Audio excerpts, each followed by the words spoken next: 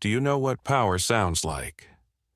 Lord Reginald Fairfax's voice sliced through the ballroom like the opening note of a symphony, commanding an immediate, reverent silence. The hum of laughter and the clink of crystal glasses died in unison as the room turned toward their host.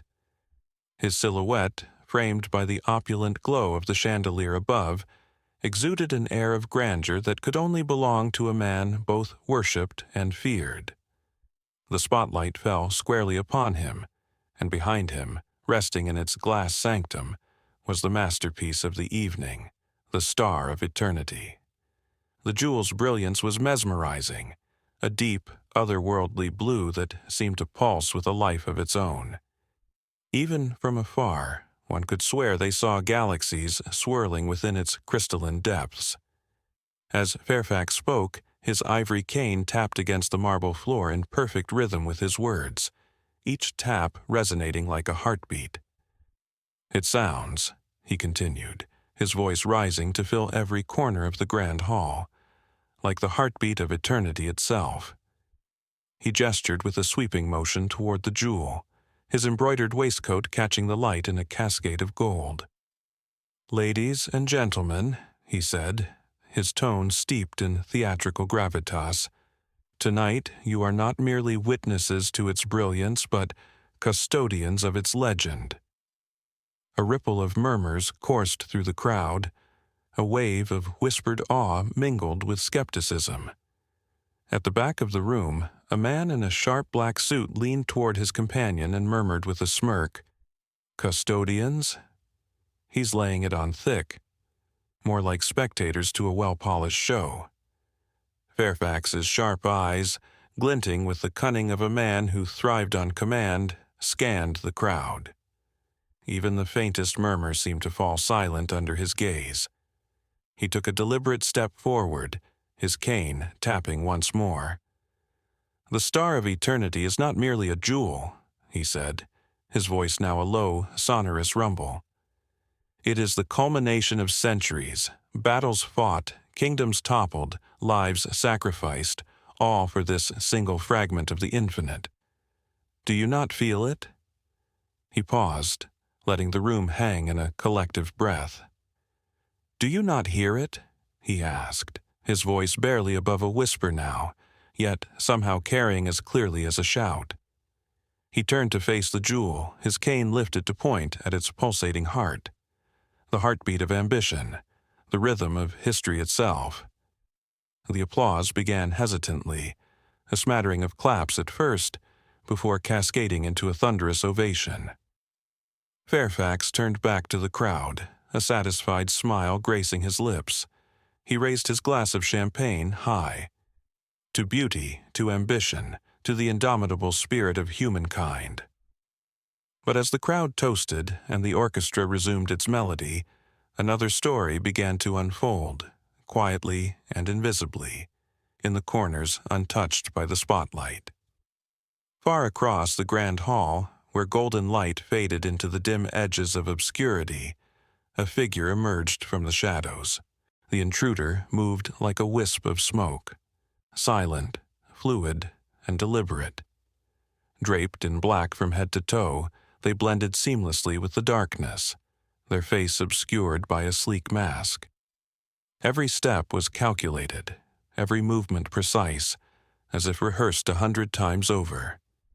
They paused near a gilded column, their eyes, sharp and predatory, locking onto the jewel. From their vantage point, the star of eternity seemed almost within reach, its brilliance like a siren's call. But the figure did not rush. Patience was their ally, and haste their enemy.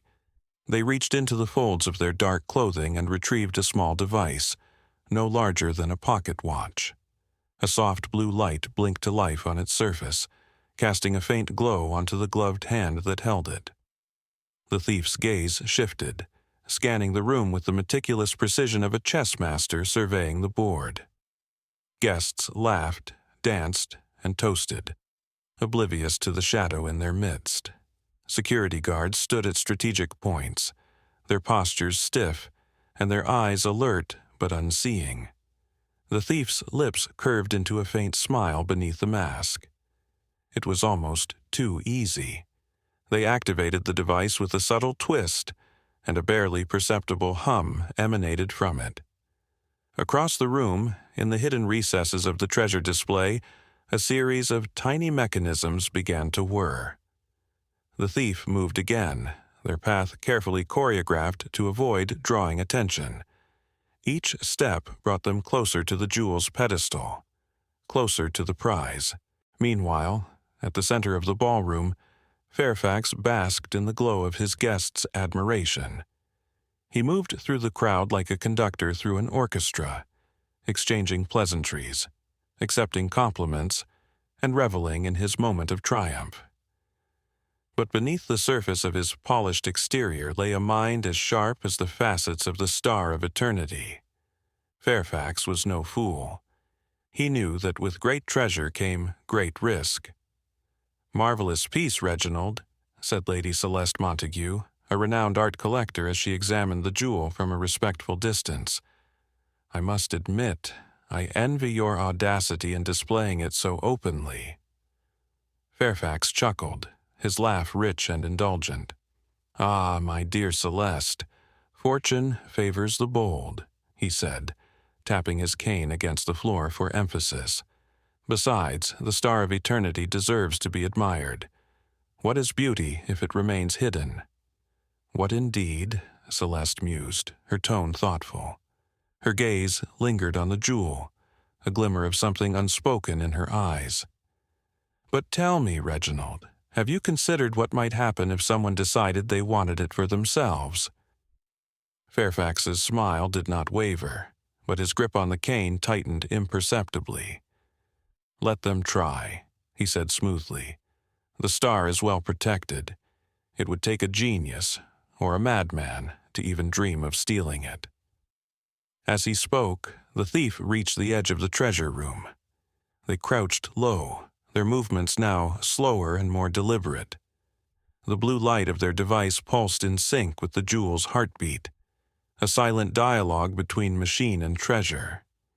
The glass casing emitted a soft click as its locks disengaged, the sound swallowed by the music and laughter of the gala.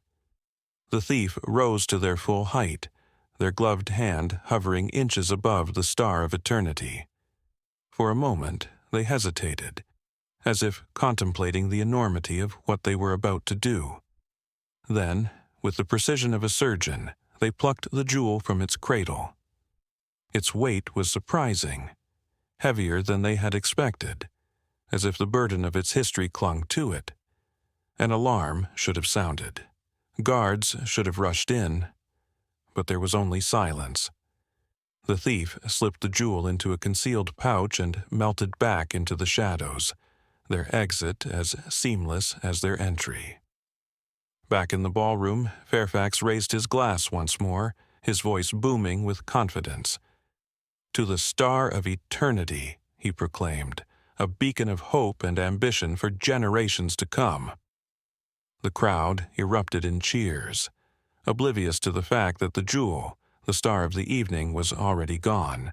The thief, now a ghost among the revelers, moved toward the exit, their heart pounding in their chest. The star of eternity was theirs, but the night was far from over. The game had only just begun. Moments later, the gala descended into chaos. A high-pitched scream sliced through the opulent ballroom, halting the string quartet mid-note. Crystal glasses froze mid-air, and the buzz of laughter was replaced by an eerie silence. All heads turned toward the treasure room as a maid burst into the room, her face as pale as moonlight and her chest heaving with panic. "It's gone," she cried, clutching at her apron like a lifeline. "The jewel is gone." The words landed like a thunderclap. For a moment, the room stood frozen, a tableau of shock and disbelief. Then, like a dam breaking, gasps and murmurs surged through the crowd. Guests rushed toward the treasure room, their elegant shoes clicking against the marble floor. Questions flew like arrows, laced with suspicion and confusion. Gone. What does she mean, gone? Who could have taken it?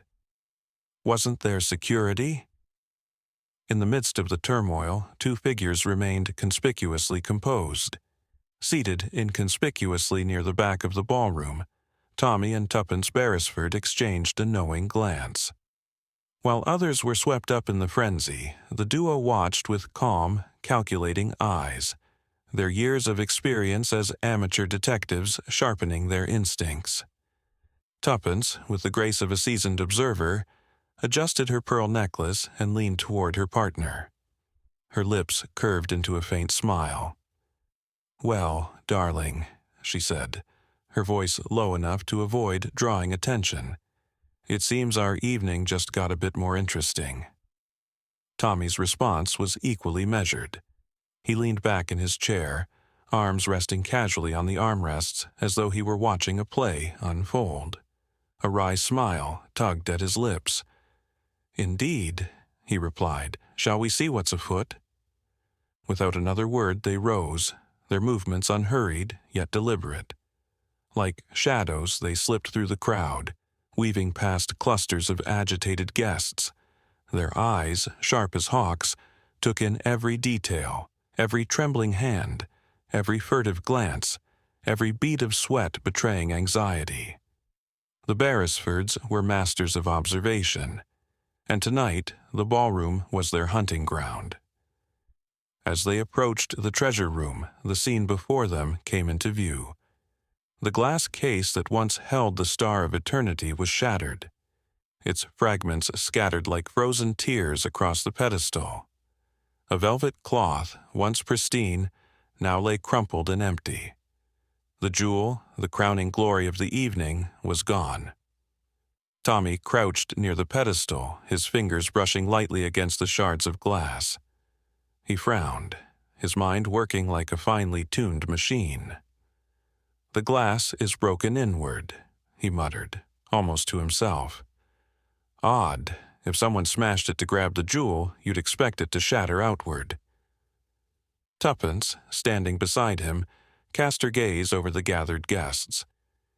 She didn't look at the display. Instead, she studied the faces of those around her. Panic, disbelief, curiosity, the emotions played out like an open book.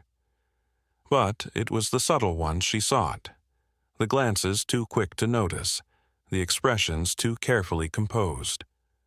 Her eyes narrowed as she caught sight of Lord Reginald Fairfax, who stood near the center of the crowd, his face pale, but his jaw set. "Reginald looks unnerved," Tuppence remarked, her tone as calm as if she were commenting on the weather. "More than a man merely shocked by theft. Wouldn't you say, Tommy?" Tommy straightened, brushing glass dust from his fingers. "He does," he agreed, his voice thoughtful. "But then a man in his position would have much to lose. It doesn't necessarily make him guilty." "No, but it makes him interesting," Tuppence replied, her eyes glinting with curiosity. The arrival of the head of security interrupted their quiet exchange. A burly man with a stern expression and a badge that gleamed under the chandeliers pushed his way through the throng. He barked orders to his team, who began cordoning off the area around the display. "Nobody leaves the premises until we've conducted a full investigation," he announced, his voice firm and unyielding. "Lord Fairfax, I'll need to speak with you first." Fairfax nodded, his composure returning with practiced ease. "Of course," he said, though his voice carried a faint edge of irritation. "This is an outrage. The Star of Eternity was meant to inspire awe, not this." As the security team began their work, Tommy and Tuppence exchanged another glance. The scene was becoming a theater of drama, and they knew how to read every act. "Shall we start with Reginald?" Tommy asked, a hint of amusement in his tone. "Not yet," Tuppence replied. "Let's see who's watching him. Sometimes the shadows reveal more than the light." Together, they melted back into the crowd, their attention now split between the guests and the unfolding investigation. Somewhere in the chaos lay the truth, and the Beresfords were determined to find it. The grand library of Lord Fairfax's mansion had transformed into an impromptu theater of suspicion. The high, vaulted ceilings loomed overhead like silent witnesses to the unfolding drama. Shelves, lined with ancient tomes and glimmering artifacts, seemed to hold their breath, as though even they knew the gravity of the moment. At the center of it all stood Lord Reginald Fairfax, his ivory cane tapping rhythmically against the polished mahogany floor as he addressed the room. "No one leaves until the thief is caught," he declared, his voice a blend of authority and desperation. "The star of eternity is irreplaceable, a symbol of my family's legacy and a masterpiece of immeasurable worth. Whoever has taken it will face the full weight of justice." His gaze swept over the room, landing on each of the gathered individuals. The tension in the air was thick enough to cut with a knife. Standing in the spotlight of suspicion were 5 figures, each as enigmatic as the next. Lady Isabella Hartley, a vision of elegance in her emerald gown. Lady Isabella's beauty was as sharp as her wit. She leaned casually against a bookshelf, her jeweled fingers tracing the spine of a leather-bound volume. Her expression was one of mild irritation, as though the entire situation were an inconvenience to her evening. But her eyes, cold and calculating, betrayed something deeper. "Honestly, Reginald," she drawled, her voice dripping with disdain, "are we truly expected to sit here and play detectives? Surely your security staff can handle this little debacle." Mr. Bernard Thorne. Across from her stood Bernard Thorne, a rival collector and perennial thorn in Lord Fairfax's side. His silver hair was impeccably combed, his tailored suit the epitome of sophistication. Yet there was an air of smugness about him that set everyone's teeth on edge. He toyed with the end of his silk pocket square, a sly smile playing on his lips. "Little debacle?" he echoed, his voice oozing mockery. "Lady Hartley, this little debacle has robbed us all of witnessing one of history's greatest jewels. A tragedy, indeed." His tone suggested anything but tragedy, and his eyes gleamed with an amusement that didn't sit right with anyone. Miss Evelyn Porter. In stark contrast to their cool composure was Evelyn Porter, the maid whose scream had set the entire mansion into uproar. She stood near the doorway, her hands clutching the hem of her apron as though it might anchor her trembling frame. Her wide eyes darted nervously around the room, and her voice was a timid whisper when she spoke. I swear I didn't see anyone," she stammered. I just went in to tidy up, and the jewel was gone. I don't know how it happened." Colonel Archibald Blake. Colonel Blake, a retired military man with a face carved from stone, stood stiffly by the fireplace. His medals gleamed in the firelight, a testament to his decades of service. Yet his eyes, fixed on the flames, were curiously blank, as though his mind were elsewhere. When he finally spoke, his voice was gruff and deliberate. "This is no time for dithering," he said, his tone commanding. "Whoever did this had a plan, a motive, and, likely, an accomplice. The sooner we establish who had the most to gain, the better." Tommy and Tuppence Beresford, seated off to the side, inconspicuous but alert, Tommy and Tuppence Beresford watched the scene unfold with quiet intensity. They'd seen their fair share of mysteries, and this one promised to be no less intriguing. Tuppence's eyes darted from one suspect to the next, cataloging every twitch, every micro-expression. Tommy, ever the strategist, leaned back in his chair, his fingers steepled under his chin as he processed the unfolding drama. "Quite the cast of characters," Tuppence murmured under her breath, her lips barely moving. Tommy's eyes didn't waver from Bernard Thorne. "Indeed," he replied softly, and each with a motive, I'd wager. The question is, who had the nerve to act on it? Lord Fairfax's cane struck the floor sharply, reclaiming everyone's attention. "We'll get to the bottom of this," he said firmly. "Until then, no one is above suspicion." The room fell silent, the tension palpable. Each suspect, whether out of guilt, indignation, or fear, wore a mask of their own making. And yet, behind those masks, Tommy and Tuppence knew, lay the truth. It was only a matter of time before it surfaced. "Well, darling," Tuppence said, her voice light but her eyes sharp, "shall we begin?" Tommy's lips curved into a faint smile. "By all means, let's see who cracks first." The air in the room felt charged with tension as Tommy's sharp eyes scanned the wreckage of the shattered glass case. Among the sparkling shards of broken glass, his gaze fixed on an unusual detail. A small, torn piece of red fabric, clinging desperately to the jagged edge of the display. His hand instinctively reached out, touching it carefully as he inspected the delicate tear in the cloth. "Interesting," Tommy muttered, his voice barely above a whisper. He examined the fabric more closely, his mind racing.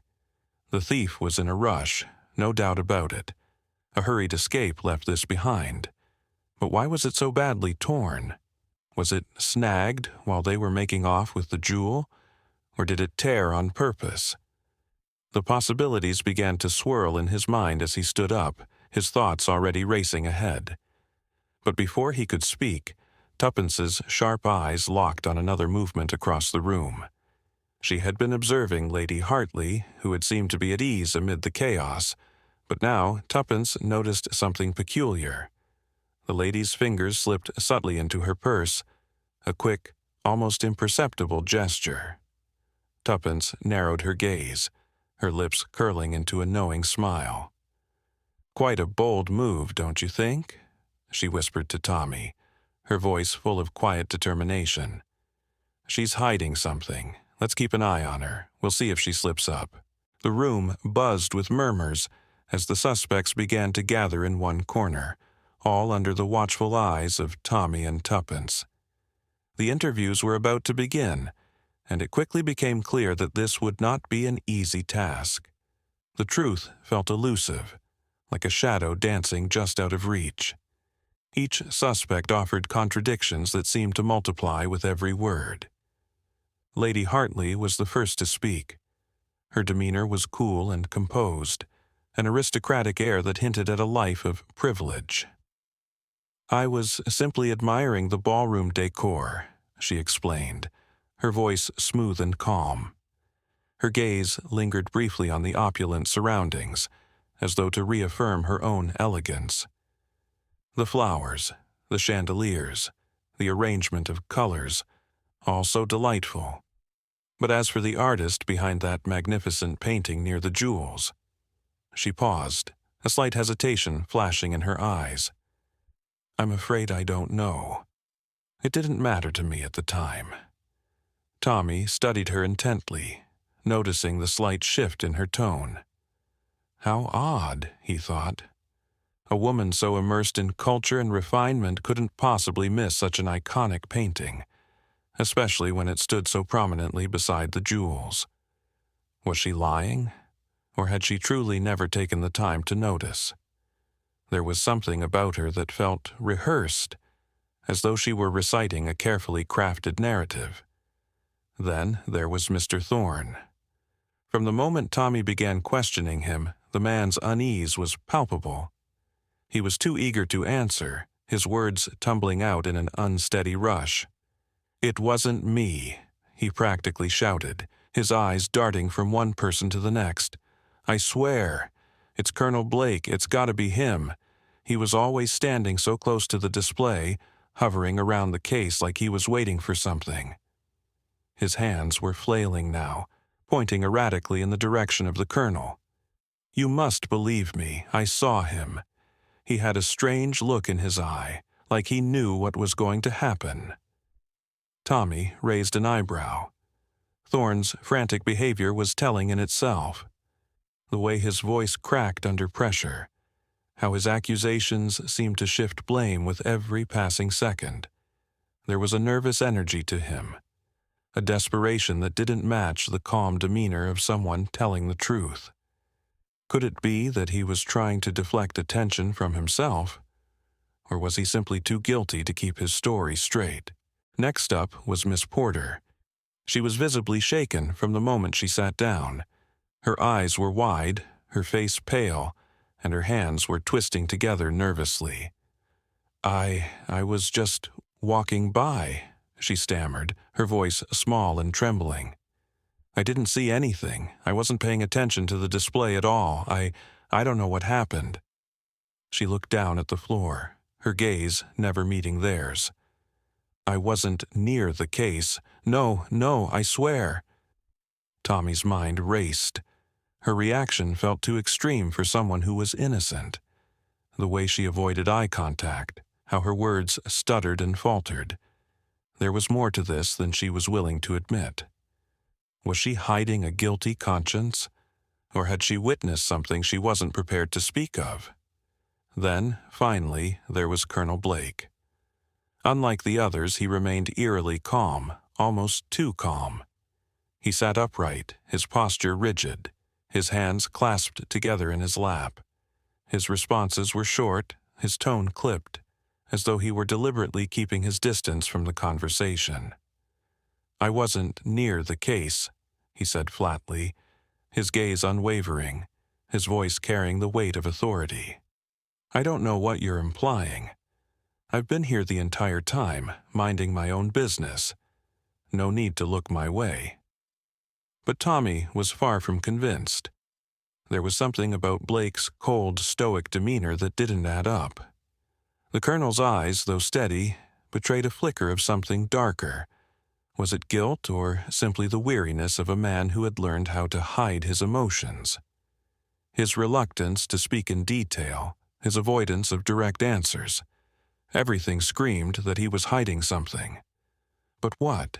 As the interviews drew to a close, Tommy and Tuppence exchanged a look that said it all. The contradictions had piled up, and with them, the web of lies seemed to grow ever more tangled. No one was telling the whole truth, and every suspect seemed to be hiding something, perhaps even more than they knew themselves. The puzzle was far from solved. But one thing was certain. The deeper they dug, the more complex the mystery became. The air in the mansion was thick with mystery, each room seemingly holding its own secrets, waiting to be uncovered. As Tommy and Tuppence continued their exploration, they ventured deeper into the sprawling hallways, where the only sounds were the creaks of old wooden floors and the soft flicker of Tommy's lantern. The walls were lined with tapestries, their rich colors faded from years of exposure, yet still possessing an undeniable grandeur. As Tommy walked ahead, his lantern's glow caught something unusual, a faint, almost imperceptible draft that seemed to whisper from behind one of the tapestries. He stopped in his tracks, his sharp eyes narrowing as he turned to investigate further. With a slow, deliberate motion, he reached out and tugged at the edge of the ornate fabric. A soft creak echoed through the silence, and to Tommy's surprise, the tapestry shifted aside, revealing a hidden door, old, weathered, and inconspicuous. The draft was coming from within, teasing with the promise of a secret yet to be revealed. Tommy's eyes widened with excitement, his mustache twitching as he let out a low chuckle. "This just got even more interesting," he said, his voice full of both surprise and exhilaration. There was a glimmer of triumph in his eyes, as though the walls of the mansion were finally beginning to give up their long-held secrets.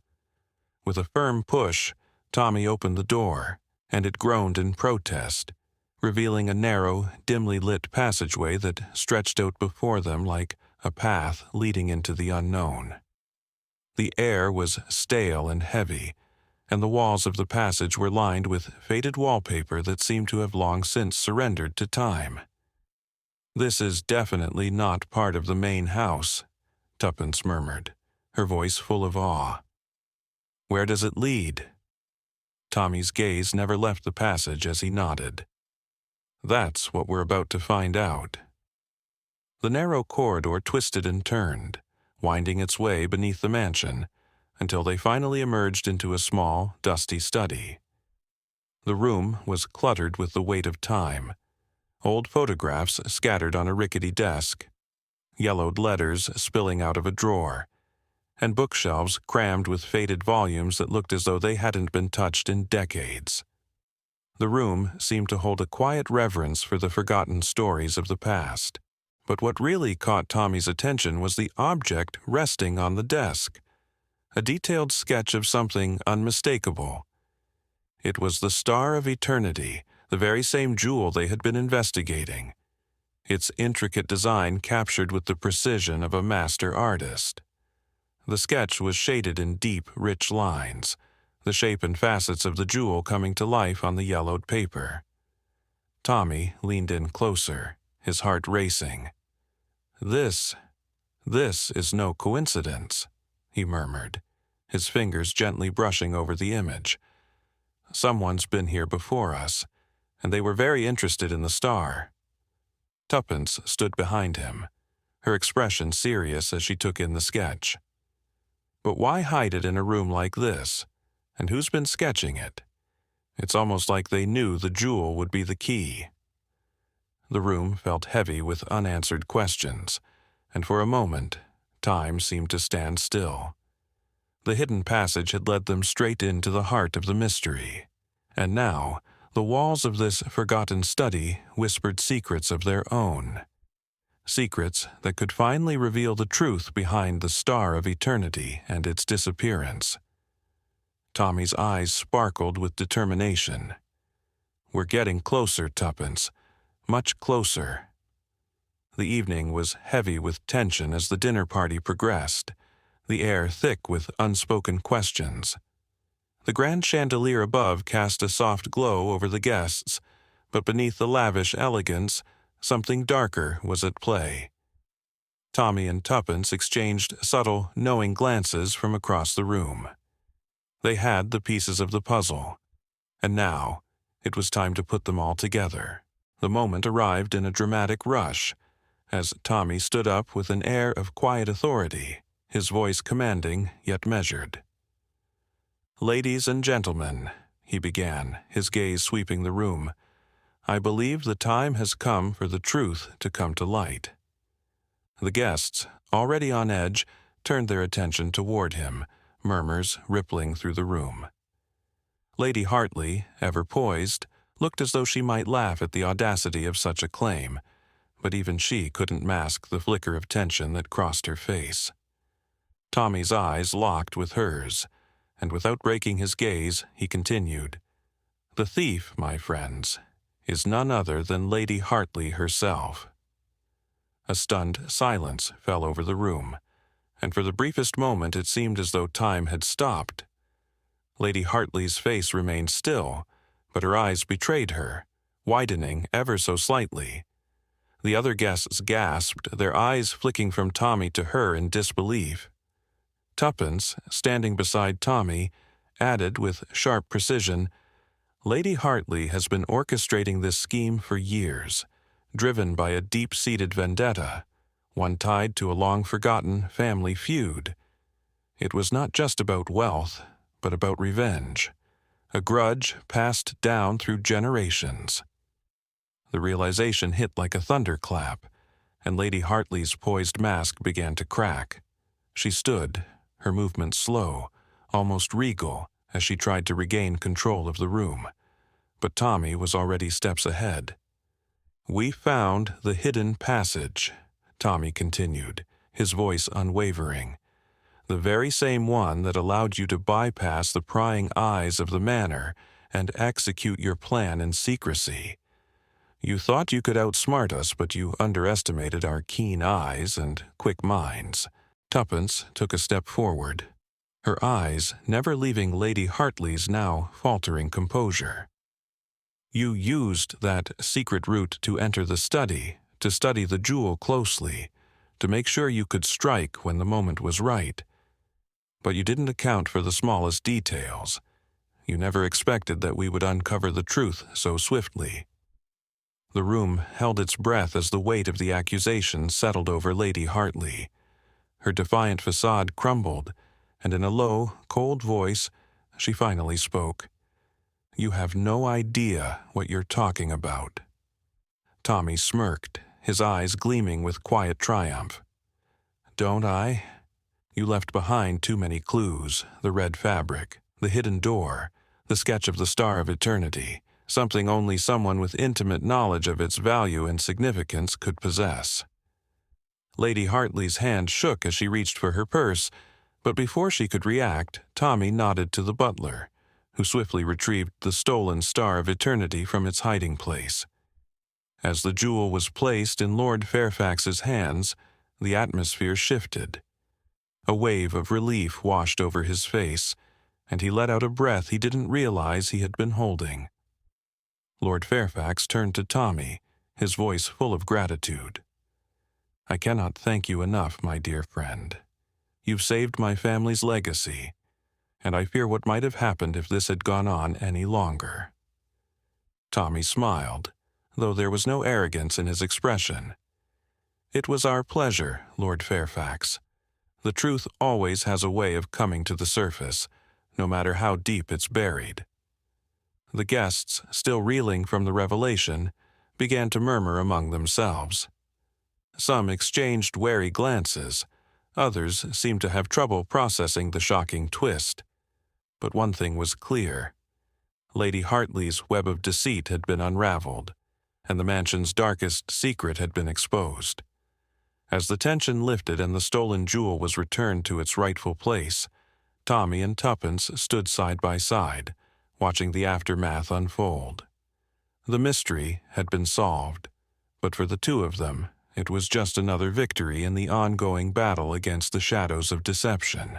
As the last of the guests filtered out of the mansion, their whispers still hanging in the air like the remnants of a storm, Tommy and Tuppence stood alone in the grand hallway. The quiet that followed the evening's events was almost surreal, a strange calm after the storm of revelations.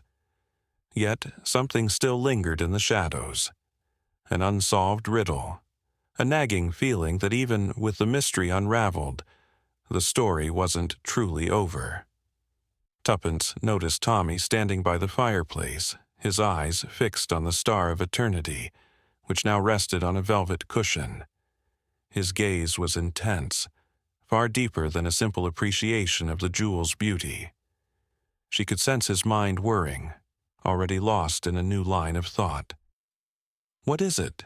she asked, her voice breaking the silence, curiosity lacing her words. Tommy didn't answer right away. Instead, he reached out slowly, his fingers brushing lightly against the jewel's smooth surface, as if it held some unspoken power. Finally, he spoke, his tone carrying a hint of mystery and excitement. "I can't help but feel there's more to this story. The Star of Eternity. It's not just a jewel, Tuppence. It has a history, a story that's yet to be told. There's something about it, a hidden truth we haven't uncovered." Tuppence tilted her head, a playful smile tugging at the corner of her lips. "Oh, Tommy," she teased, stepping closer to him and linking her arm with his. "You're always chasing the next mystery, aren't you? Well, darling," she continued, her voice light but filled with promise, "let's save that for another adventure. There's a whole world of secrets out there waiting for us." Tommy chuckled softly, but the glint in his eyes didn't fade. "You're right, of course, but some mysteries, well, they refuse to be left behind." He gave the jewel one last lingering glance, his mind already turning over the possibilities. As they turned to leave the room, the fire crackling softly behind them, there was a sense of unfinished business, a thread still dangling, waiting to be tugged at another time. The Star of Eternity may have been returned to its rightful place, but its story had only just begun.